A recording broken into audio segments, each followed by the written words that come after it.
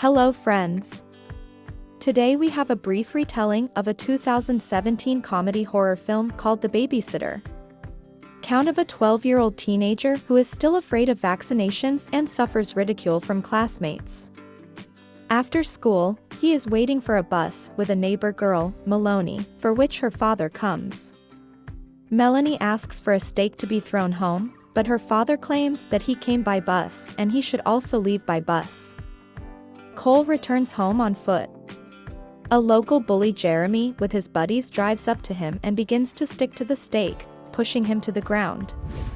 But they are interrupted by a cry by Nanny. Cola walks up to a gang of petty aggressors and whispers something in Jeremy's ear. After which they leave in fear. Bai helps the boy up and then gives advice on how to defend against these bullies. The girl takes the steak home and then says goodbye to him until the next day when the boy's parents have to leave for the weekend. Upon entering the house, the count sees a note from his mother, who is now setting up a mousetrap in the basement. Sometime later, the boy's father teaches him how to drive on the circuit. Count is still afraid of driving, so he cannot cope with the task. In the evening, the steak is interested in the parents what they do. Mom says Dad to rewatch the show Crazy But Dad. The boy offers to watch it together when the count grows a little. Having a deep interest, the boy finds the series and watches it all night until the morning. On the way to school, Cole tells Melanie that his parents won't be back for the weekend. The boy suspects that the ancestors are leaving to make love so that he does not see it. Melanie encourages him to also bring the guys home and have fun with them when Cole falls asleep.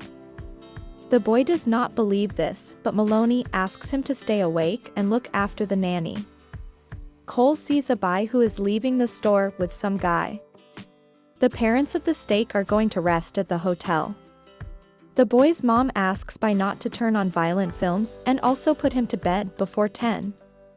When the parents leave the steak and Bai has fun. Dance and swim in the pool. When night falls, the Bai asks the steak if he will go to bed if she pours him some. The girl takes out the bill and asks the steak not to tell his parents, but the boy boasts that his dad always lets him drink some beer. Since the steak should not fall asleep today, he will leave the Bai to drink with him. And when she leaves, he pours out his dose and pretends to have already drunk. Around 12 midnight, the steak will hear guests entering the house. He writes to Melanie that his friends are already in the house. According to the girl in the house, it looks like an orgy is planned. Cole quietly leaves his room and watches from the steps as Bea and her friends are just playing truth or dare. When the bottle points to Bai and she chooses an action, the magician forces the girl to kiss everyone present. Bai kisses Max and then shows everyone a very passionate and long kiss with Allison. John's girl just licks. Then he kisses Sonia on the forehead, which answers her in the same way. It is the turn of Samuel, who is embarrassed to kiss in front of everyone, since they are all looking at him. Bai asks the guy to close his eyes and imagine that there is no one here but them, and then they kiss him and stick knives in his head. Pulls the knives out of the guy's head. Max John begins to collect the flowing blood into the bowls. Judging by their conversation, they intended to perform some kind of ceremony after which everyone would become successful. Cole is frightened by what he sees, but he tries not to utter a sound so that the Satanists do not see him. Bai asks Sonia to drag the suitcase into the house. The girl takes out an old book and explains to her friends that in order to achieve success they must shed blood and cast a spell. But before that you need to get more blood from an innocent person to mix it with the blood of the victim. The only such innocent person in this house is the guy on the second floor. The boy runs to his room and calls the police from there, reporting what he saw. After that, he grabs a penknife and looks out the window, but it's too high to jump off, so he goes to bed and pretends to be asleep. When the sectarians enter the room and ask Sonia if she took the syringe, the steak is very afraid of injections, but he has the strength to endure while the beater sucks the blood out of him with a syringe. When everyone comes out of the sheet, the ear ties one end of the rope that is tied to the bed and throws the other out the window. He does not have time to use it as the boy loses consciousness. He comes to himself tied to a chair. Sonia gives him cookies because the guy has low blood sugar, which made him faint, and asks the steak why he is not sleeping and where he is going. The boy is deceived by the Satanists with a fairy tale that he was going to smoke weed, which is why he did not drink the bee cocktail. To her question what else did he see, the steak says that he saw only her and this gang. There are no familiar guys. Allison says with a sigh that they see a mirror, that the steak is trying to cut the rope with his knife, but this does not stop the boy.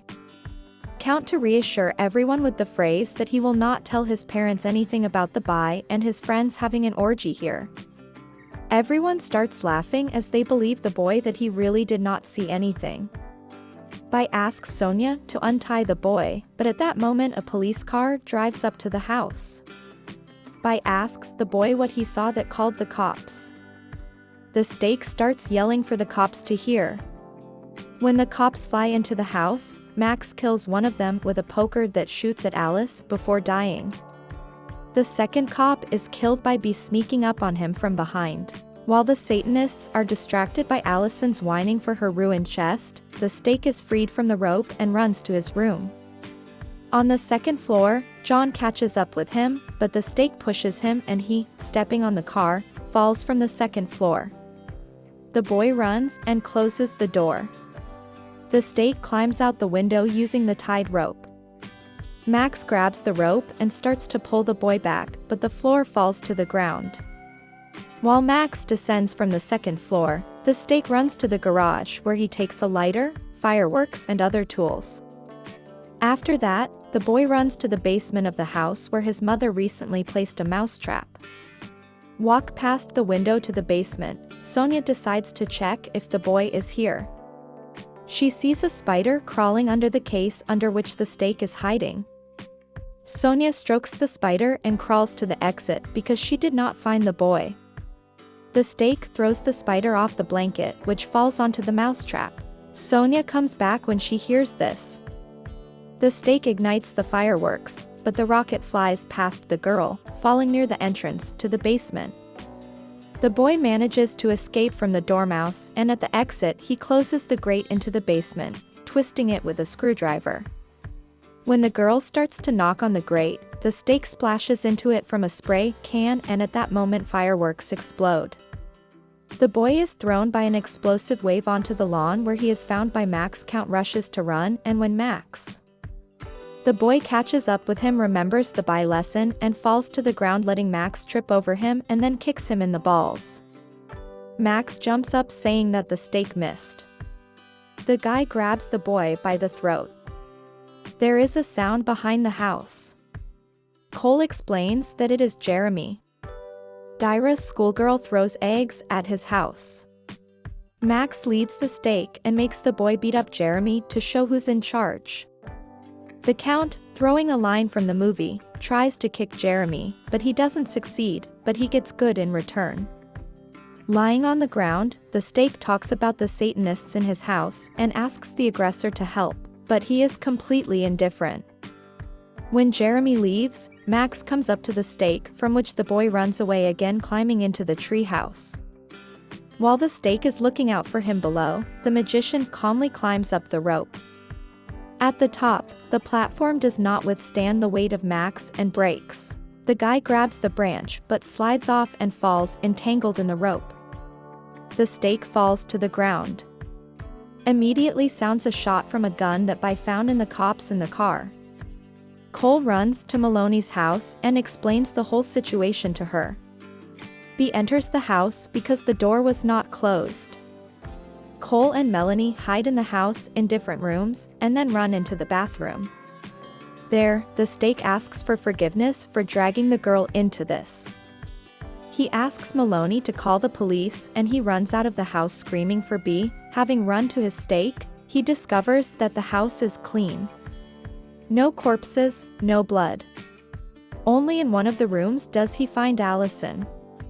On the table is the same by book in which it is written that all dreams will come true after the sacrifice.